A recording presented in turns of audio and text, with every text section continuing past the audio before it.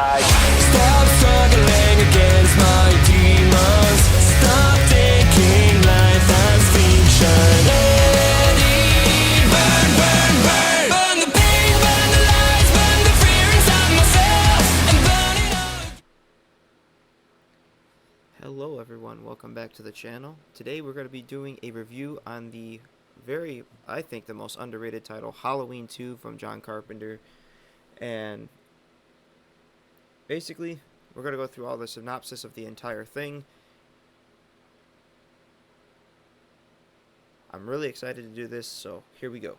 Halloween 2, 1981 is a horror film that continues the nightmarish saga of Michael Myers and Laurie Strode, directed by Rick Rosenthal and co-written by John Carpenter, Deborah Hill. This sequel picks up immediately after the events of the original Halloween in 1978, maintaining the tense atmosphere and introducing new elements to the story. We're going to go through the topics from 1, picking up where the evil left off. The film masterfully takes the viewer back to the unsettling climax of the original Halloween. This seamlessly continuation adds to the overall atmosphere, as if it feels as an extension of sort of the first film rather than the standalone sequel. Its direct follow-up that successfully maintains the tension and the fear from the original, going into the atmosphere and the pacing. Halloween 2 does an excellent job of preserving the eerie atmosphere established in the first film. The setting shifts from the suburban streets to the claustrophobic, dimly lit hallways of the Haddonfield Memorial Hospital. This change of location adds a fresh layer of suspense as Laurie Strode must navigate through the labyrinthine corridors within being hunted of Michael Myers. The pacing is steady, with moments of intense dread interspersed with quieter senses that build tension. As we all know, Jamie Lee Curtis is resilient at this point. She reprises her role as Laurie Strode, and her portrayal is a standout in the film. Laurie's character is given a more depth as she transitions from a terrified victim to a resilient survivor. Curtis's performance as an emotional anchor to the film, making it more than a slasher flick. She is both relatable and resourceful, making her character one of the most iconic horror in the horror history book. Now, we move on to the 4th synopsis, which is the malevolent Michael Myers. Michael Myers, portrayed by Dick Warlock in this film, being the recasting from its predecessor, Nick Castle, continues to be a more formidable and relentless force of evil. His enigmatic nature is preserved, and film explores his obsession with Laurie. Further, the mask, the silence, and the slow, methodical pursuit all contribute to his chilling presence. The supporting cast, including Dr. Loomis, Sheriff Brackett, and the hospital staff, is generally solid, while some characters are rather one-dimensional. Their performances suit the genre. The kills in the film are gruesome and shocking, contributing to overall horror experience. They're tastefully executed, enhancing the sense of danger lurking in the hospital. Suspenseful climax is pretty much the climax of the film, taking place in the hospital's operating room where Laurie and Dr. Loomis confront Michael Myers. The tension is palpable, and use of the oxygen tanks as a weapon adds a unique and thrilling element to the confrontation. The suspense builds to a fiery, explosive conclusion that leaves a lingering sense of dread. And of course, leading us to the end of the film, which is where the film ends on a haunting note, with Laurie being taken away in an ambulance as a burning silhouette of Michael Myers is etched into our minds. It raises questions about the true nature and evil of whether it can be ever extinguished. The ending is memorable, thought-provoking. If we were to go and give a score to John Carpenter, he gets an iconic haunting score returns, creating an auditory atmosphere that is instantly recognizable and contributes significantly to the film's effectiveness, giving it a solid 10 out of 10 by most movie critics at that time and frame. It's also considered what we call a strong, successful sequel, which builds up to the foundation laid by the original film. While it may not have achieved the same level of classic status as its predecessor, it remains a strong and worthwhile sequel. The film explores the ongoing terror of Michael Myers and further develops Laurie Strode's character. In the conclusion, it's a worthy follow-up to the original, maintaining the same atmosphere and tension that made the first film a classic. It delves deeper into the mythology of Michael Myers and offers a satisfying, suspenseful continuation of a story. It's a must-watch for the horror enthusiasts of the fans of the Halloween franchise. What's the synopsis takeaway? Well, it is a direct sequel to 1978. Does it not? I mean, directed by the exact same people, Rick Rosenthal, and co-written and produced by John Carpenter, the nightmare did continue. The film pretty much begins on the same fateful Halloween night where the first movie left off. After surviving a brutal attack by Michael Myers at her babysitting job, Laurie Strode is taken to Haddonfield Memorial Hospital. In shock, Dr. Loomis, reprised by the role Donald Pleasance, continues his relentless pursuit of Michael. The hospital setting itself, the action shifts from the quiet streets of Haddonfield to the confines of the hospital. As Laurie is admitted, the hospital staff begins treating her while Dr. Loomis and Sheriff Lee Brackett search for Michael, who has mysteriously disappeared after being shot 6 times by Dr. Loomis. Michael, who escaped from custody, stalks the hospital, continuing his killing spree. He steals a kitchen knife and brutally murders hospital staff and patients. Correction with that, he actually steals a scalpel from the operating room, and that will replace his classic butcher's knife that he would use in the original franchise. But one of the most notable victims is Nurse Karen, who is drowned in a scalding therapy pool, followed by her boyfriend Bud, who is strangled behind a glass door, which she obliviously, while drying off herself in a very intimate setting, does not even see happen, and it's a 2-way glass door. Inside the hospital, Laurie is in shock and unable to comprehend the horrors she's witnessed. She is tended by Dr. Mixter, head nurse Mrs. Elves, total bitch, and of course, registered nurse Jill Franco. Meanwhile, the EMTs Jimmy and Bud take an interest in Laurie, but her condition deteriorates, leading to a confrontation between the staff. What that usually means is she's in shock, right? So her obviously emotional response to all of this happening to her, she's going to freak out and she's going to believe that this man is still out to get her. Regardless what she may hear on the radio, hear from the staff, or hear on the television, she's going to be completely, utterly terrified to be anywhere near Haddonfield at this point, knowing that this crazy madman is running around completely unleashed to the public, killing everybody that gets in his way. He killed her friends. He tried to kill her.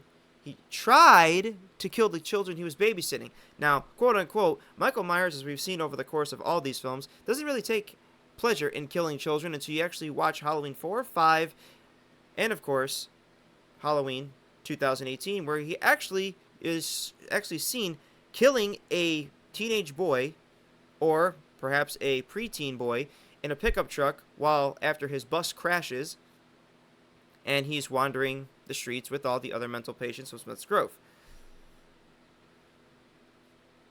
But the takeaway leads into Loomis's pursuit, as Dr. Loomis and Sheriff Brackett find a boy wearing a white mask, very similar to Michael's, carrying a candy bag, which should have been the biggest takeaway. He was carrying a candy bag. A candy bag. So clearly, Michael Myers is not going door to door going, trick or treat, and wandering the streets.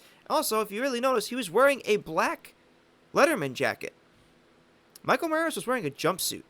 But then again, if you really look, the movie was really dark. There wasn't really any street lamps out, so you can't really see what he was wearing, so I could kind of see where they kind of got that confused. But anyways, they're in pursuit of this boy wearing the white mask, but in a tragic accident, a patrol car crashes into him, seemingly killing him in a fiery explosion. Sheriff Lee's daughter is amongst the casualties, leading to a devastating confrontation between him and Dr. Loomis, leading to, at that point, Sheriff Brackett saying, "Damn you, what have you done? You let him out."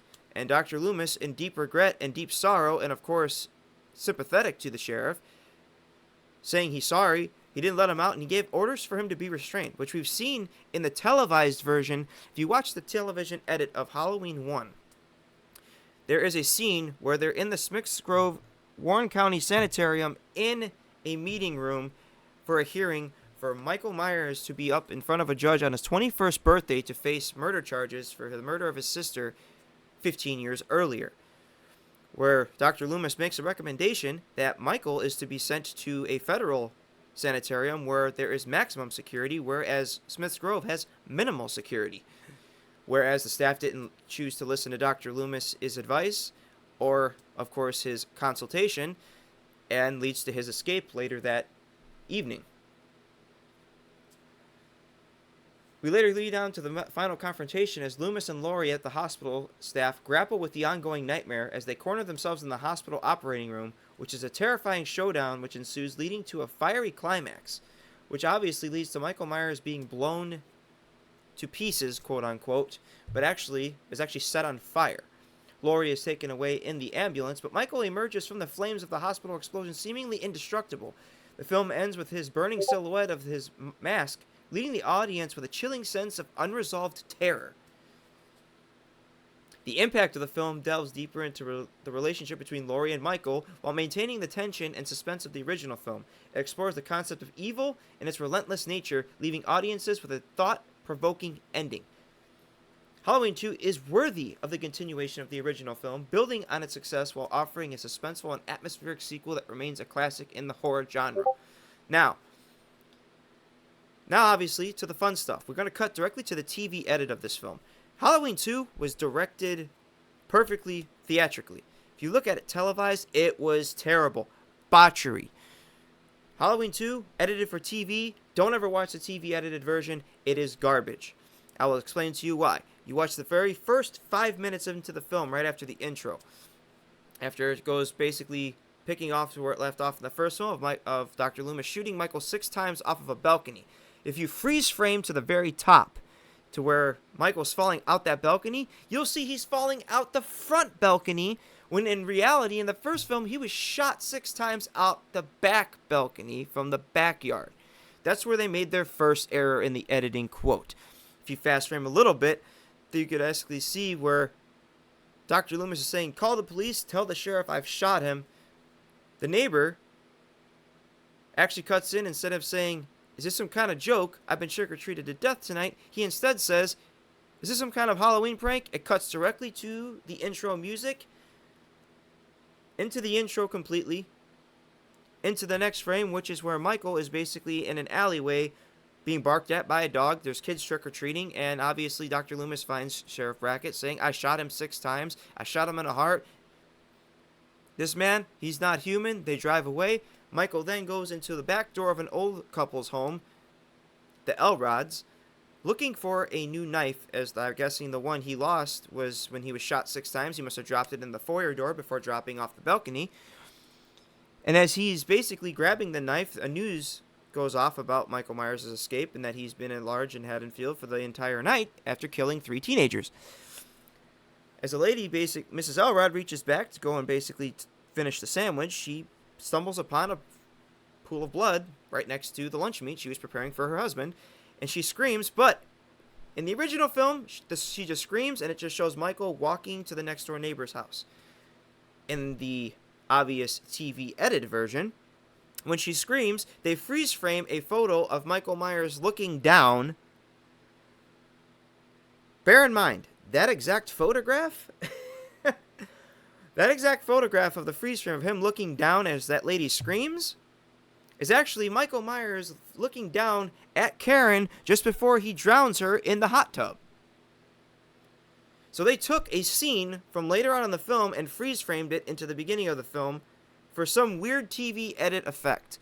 The dumbest thing I've ever seen. Moving forward, moves on to where the security guard has to go check the power pole because the phones weren't working. He stumbles upon that someone has broken into the storeroom. He tells Janet that someone needs to drive out to the sheriff's station right away and take care of this. But in the mix, he becomes nosy and checking all the foyer doors. In the process, he opens up a closet where a bunch of doors are opened, and one of them, a bunch of boxes fall out. That's where they change the frame, where Michael actually hears the noise in the basement as he's in a empty foyer, opens the door, and they freeze frame to a shot where Michael is walking down the staircase, which is also a same shot of a part of the film where Michael is actually stalking Laurie towards the end of the film. So again, they took up another piece of the film that comes up later in the film, puts it in the center, leading to no sense whatsoever. Only to when, after he shuts the door, Michael appears right after there, coming right off the staircase, and hits him in the head with a hammer. The editing for the TV version was just completely spot off. There were scenes literally copied and pasted everywhere, and I understand they had to edit for television. They had to cut out a lot of stuff and replace it with other stuff. Meaning, they had to take deleted scenes from the film and add it to the TV version to make up for the lost time for all the editing they had to do for the televised version, because, well, the TV version has to be clean. It has to be good enough to air on television, to where it's family friendly, or at least holding at least a solid R rating enough to where you could show it on TV without any sort of issues from, you know, the TV stations that allow you to actually air this. AMC in particular. AMC is notorious for having the Halloween films every year for what they call Halloween AMC Fear Fest. They used to call it that. Now it's just AMC Fear Fest. Everything from The Walking Dead, Halloween franchise, The Exorcist, The Scream Saga, Friday the 13th, Nightmare on Elm Street, Child's Play, all there. But AMC is notorious for that, and they made it very clear. If you're going to air your movies on our station, they have to be completely spot on to meet a TV rating. When they edited this film, I don't know what they were doing with it. I don't know if somebody was drinking the Grey Goose or smoking a doobie before they did it, but they literally just chopped up pieces of the movie, put it together. Oh, well, we got to make up for lost time, so we'll throw some deleted scenes in there as we just basically just move parts of the films to the beginning that aren't really showing up to the end. Complete botchery. Would never ever recommend watching a televised version of this movie. You'll be disappointed, and by probably the middle of the film, you'll be like, well, the hell with this. I'm not even going to watch this. Makes no utter sense whatsoever. But anyways, moving on. The synopsis, obviously, of the actors behind this. Jamie Lee Curtis reprises her role as the frightful Laurie Strode, the Scream Queen, as we call her. Did an excellent job with evolving the character from the first film, from just this innocent teenage girl to this relentless survivor. Leading into the next, which is Donald Pleasance, Dr. Loomis, God rest his peaceful soul, who did a phenomenal job carrying out this role from 1978's first film, this film, Halloween 4, Halloween 5, and eventually Halloween 6, which would have been his last movie, because shortly after that movie was produced, he passed away tragically of old age. But what he did was he took the character and also evolved Dr. Loomis's obsession with his patient of 15 years, now understanding Michael is just as evil as he thought he was, or maybe even more. As you kind of lead into the film, they lead into an area where Michael breaks into an elementary school, putting a knife through a child's picture of his or her family, putting a knife through a picture of a young girl, which Loomis believed to be Michael's sister from back in the day. Leading them to the blackboard of a Celtic word being written on the wall in the word of Samhain, meaning Lord of the Dead, End of Summer, Festival of Samhain. It's a Celtic word in Irish terms. In order to appease the gods, the Druids were hold fire rituals. Animals would be burned alive in baskets, and preserving the way they died, the Druids would believe they could see omens of the future. But in reality, their Druids were great mathematicians. So in reality, what I think Loomis was trying to hint was later, maybe 3 films forward, which is pretty much learned that Michael is cursed with something called the Curse of Thorn.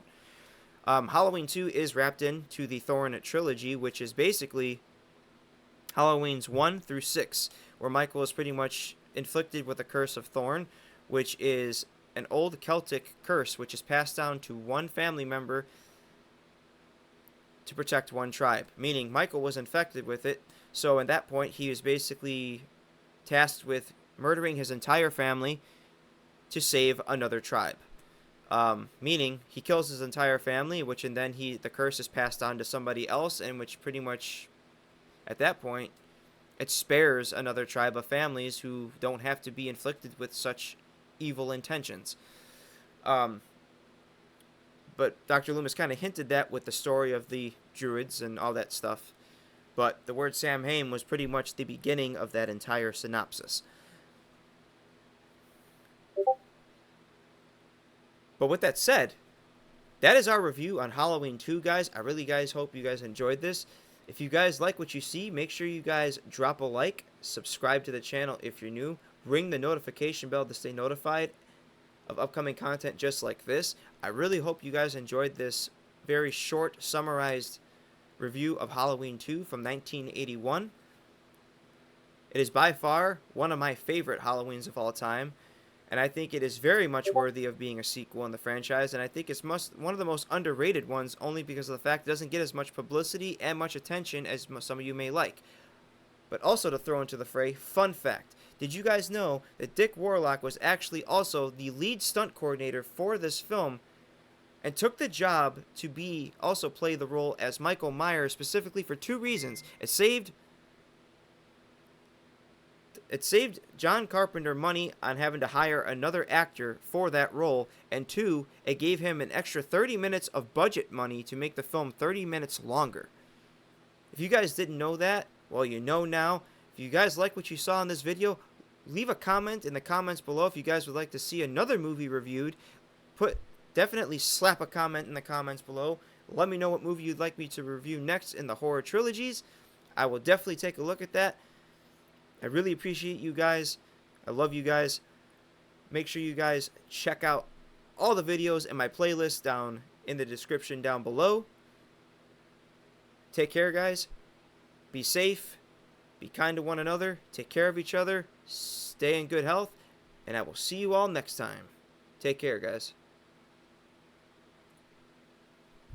Running again, crushing my brain with the candlelight.